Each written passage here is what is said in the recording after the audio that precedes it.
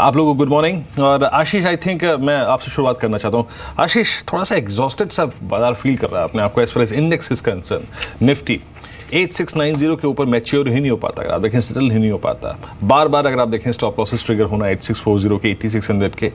अभी निफ्टी पर आप क्या कोई व्यू रखते हैं या फिर इसे अवॉइड ट्रेजेक्टरी में प्लेस करते हैं आप इस वक्त?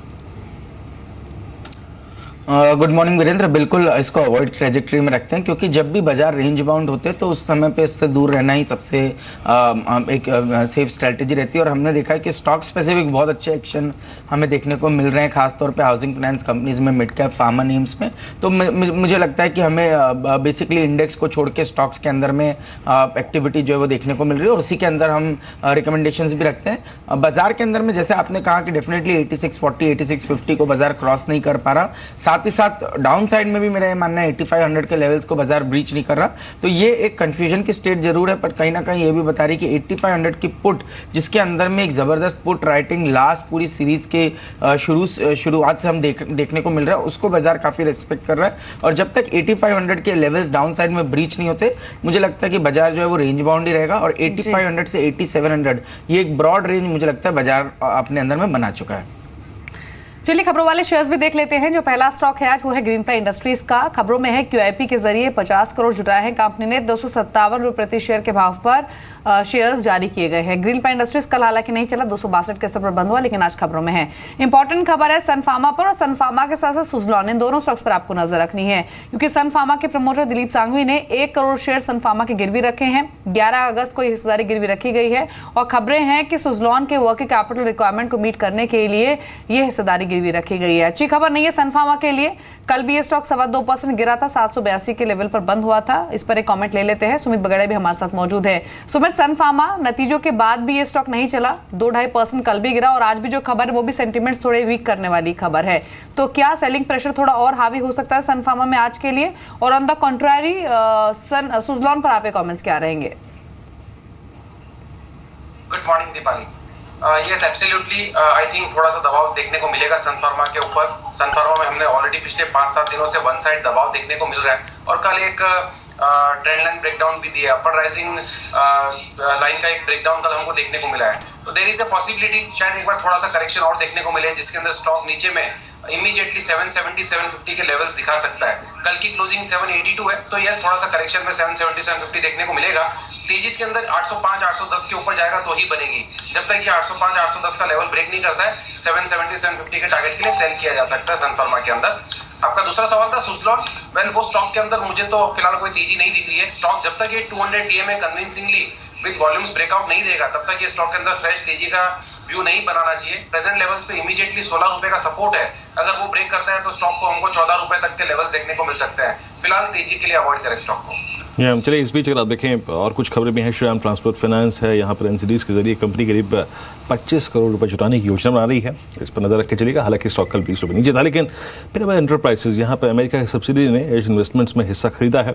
कुल करीब $4.25 करोड़ में ये हिस्सेदारी खरीदी गई है, और अगस्त अंत तक अगर आप देखें ये सौदा पूरा भी हो जाएगा। दरअसल API कारोबार के विस्तार के लिए एग्जैक्टली अगर आप देखें उन्होंने डील की है। लेकिन पिरामिड एंटरप्राइजेज, याद रखिए, अपने ट्रेडिंग करियर के कल अब तक के सबसे सर्वोच्च दरों पे बंद हुआ। एक आई थिंक एक चीज़ ये भी होती है कि भाई आप किसी स्टॉक से कितनी एक्सपेक्टेशन रखेंगे।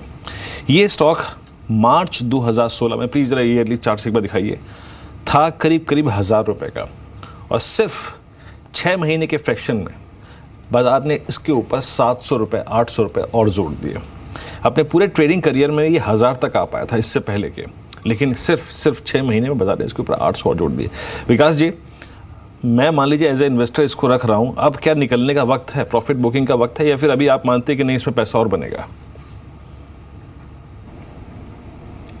नहीं वीरेंद्र, मेरा व्यू वैसे ही रहेगा। मुझे लगता है कि जिस तरह की एक तेज़ी ऑलरेडी इस स्टॉक में हो चुकी है, और कल भी जो ये स्टॉक 4-5% ऊपर था, उसके बाद ये न्यूज़ आई है, तो मुझे लगता है already people in the know उन्होंने कुछ खरीदारी करी होगी। तो आज इस न्यूज़ पे मुझे नहीं लगता बहुत कोई एक पॉजिटिव रुझान इस स्टॉक में बने रहेगा, और जिन्होंने निचले लेवल्स पे लिया हुआ है वो डेफिनेटली प्रॉफिट बुकिंग करनी चाहिए। जी, JP एसोसिएट्स भी खबरों में है। कंपनी के नोएडा ऑफिस पर CBI की छापेमारी हुई है। 12 अगस्त को ये छापेमारी हुई है, और 22 अगस्त तक कंपनी को अतिरिक्त जानकारी इस पूरे ही मामले पर देनी होगी। तो अच्छी डेवलपमेंट नहीं है जेपी एसोसिएट्स पर, 2.5% गिरकर ये स्टॉक बंद हुआ था। लेकिन एक स्टॉक आप देखिए जिसने कल एक अच्छी परफॉर्मेंस दिखाई, वो था पेट्रोनेट का। इनफैक्ट कल ही नहीं, कंसिस्टेंटली ये स्टॉक एक स्ट्रॉन्ग परफॉर्मर रहा है, अपने लाइफ टाइम हाइस पर ट्रेड कर भी रहा है। कल डेरिवेटिव्स में भी काफी एक्टिव था।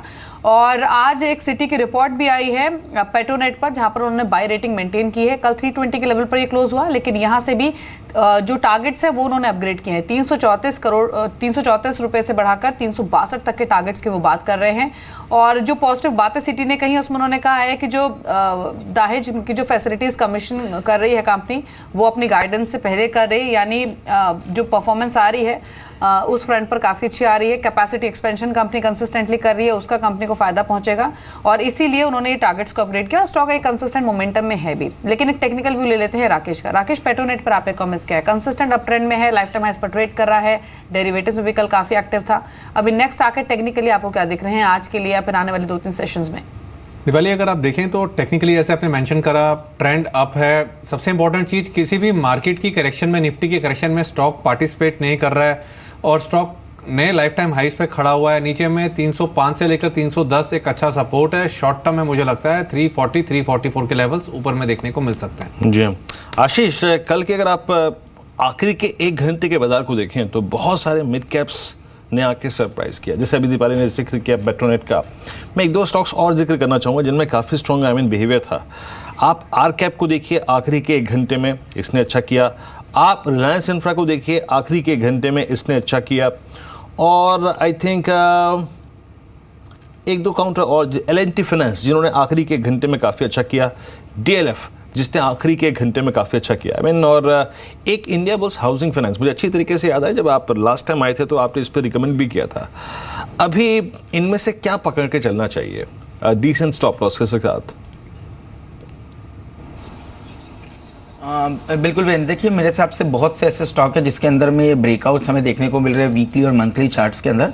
और मेरा ये मानना है कि इनको एक इंडिविजुअल स्टॉक के तो डेफिनेटली स्टॉप लॉस लगाने ही होंगे, पर साथ ही साथ एक ब्रॉडर निफ्टी के अंदर में 8500 का एक स्टॉप रखना होगा। अगर 8500 के लेवल्स ब्रीच होते तो इन स्टॉक्स के अंदर से एग्जिट करना चाहिए। अदरवाइज मेरा ये मानना है कि जो स्टॉक्स पे आपने डिस्कशन किया उसके अंदर में 7 से 8% बढ़ने के इसको यहाँ से 1 से 2 हफ्ते के अंदर में देखने को मिलता है। इसके अंदर हमारी टॉप पिक होगी पहले तो इंडिया बुल्स हाउसिंग फाइनेंस। इस स्टॉक के अंदर में अगेन एक मेजर ब्रेकआउट हमें देखने को मिल रहा है। कल स्टॉक अपने ऑलमोस्ट ऑल टाइम हाई के आसपास क्लोज हुआ है। मेरा ये मानना है स्टॉक कम से कम 860 870 के टारगेट्स को दिखा सकता है ऊपर में। तो यहाँ पे 800 का एक स्टॉप लॉस रख के लॉन्ग पोजीशन बनाइए। 840 850 शॉर्ट टर्म टारगेट होंगे और थोड़ा पोजिशनल टारगेट रखें तो 870 तक की upside India bulls housing finance में देखने को मिलेगी। सेकंड पिक होगी मेरी L&T फाइनेंशियल होल्डिंग के अंदर। अगेन ये स्टॉक भी एक हम देख रहे हैं कि कंटिन्यूसली 82 के ब्रेकआउट के बाद एक कंसिस्टेंट राइज इसके अंदर में देखने को मिल रही है। और अभी मेरा मानना है कि ये स्टॉक अपने प्रीवियस ऑल टाइम हाई को क्रॉस करेगा और कम से कम 100 तक के लेवल को ये ऊपर में दिखा सकता है। तो करंट लेवल्स पे इस पर लॉन्ग पोजीशन बनाई जा सकती है। 89 का एक स्टॉप होगा और ऊपर में टारगेट 100 तक के लेवल तक देखने को मिल सकते हैं। जी, इस बीच 2 स्टॉक्स पर आप फोकस कर सकते हैं, एक तो जीलन और दूसरा ट्री हाउस एजुकेशन। पहले डिस्क्लेमर दे दें कि जीलन एसएल समूह की कंपनी है जिसके माध्यम से व्यूअर्स ये चैनल भी देख रहे हैं। ट्री हाउस एजुकेशन हालांकि 8.5% टूटा था, लेकिन अभी भी खबर आ रही है कि ट्री हाउस और जीलन ने जो स्कीम ऑफ अरेंजमेंट है उसको अप्रूवल दिया है, यानी एक रिवाइव मर्जर को मंजूरी दी है बोर्ड ने जीलन के साथ। और जो एक्सचेंज रेशियो तय किया गया है वो 1:1 का तय किया गया है। तो इम्पोर्टेंट खबर है। और इस मर्जर को लेकर जो खबरें थी वो काफ़ी समय से थी और अब फाइनली जो स्वैप रेशियो तय हुआ है वो 1:1 का तय हुआ है। आप कुछ कमेंट करना चाहेंगे मिस्टर सेठी इस खबर पर? क्योंकि पहले जब ये खबर आई थी तब हमने strong buying interest tree house education और जीलन में बनते हुए देखे थे। अभी आपके कमेंट्स क्या होंगे? बिल्कुल दीपाली, ये पहले जब खबर आई थी तो बहुत अच्छा एक पॉजिटिव इम्पैक्ट था दोनों स्टॉक्स पे, बट उसके बाद जब ये इसका ये कैंसिल होने की थी या कैंसिल हो गया था तो फिर काफ़ी बड़ी गिरावट एक देखी गई है। बट मुझे लगता है ये अगर मर्जर होता है तो जीलन would be a stock which should be considered. मुझे लगता है जीलन पे नज़र रखनी चाहिए। कल की अगर आप स्टॉक्स की रैंकिंग्स को देखिए, सबसे स्ट्रॉन्ग कैंडिडेट कौन था? सिप्ला। दूसरे पायदान पे अगर आप देखें जिसे आप एक सुपर बुलिश स्टॉक दे सकते हैं, सुपर बुलिश ट्रैजेक्टरी में प्लेस कर सकते हैं, वो था NCC। आशीष 80 to 50 पे ये एक बहुत स्ट्रॉन्ग मूव दिया इसने। और एक और स्टॉक आप देखिए, अजंता फार्मा और NCC।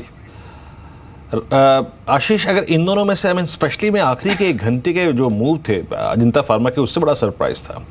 इसमें कैसा बिल्डअप हुआ है आशीष? और एनसीसी और अजंता फार्मा इन दोनों में से पिक करना हो तो कौन सा पिक करेंगे आप?